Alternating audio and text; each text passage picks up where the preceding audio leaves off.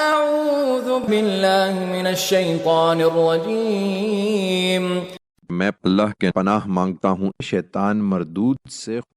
قال یا ہارون ما منعک اذ رأیتهم ضلوا سو قوم کے سرداروں سے پوچھنے کے بعد موسیٰ ہارون کی طرف پلٹا اور بولا، ہارون، جب تم نے دیکھا کہ یہ گمراہ ہوئے جا رہے ہیں تو تمہارا ہاتھ کس چیز نے پکڑ لیا تھا؟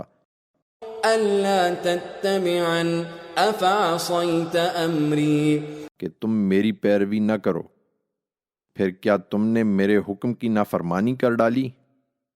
قال يا ابن أم لا تأخذ بلحيتي ولا برأسي إني خشيت أن تقول فرقت بين بني إسرائيل ولم ترقب قولي۔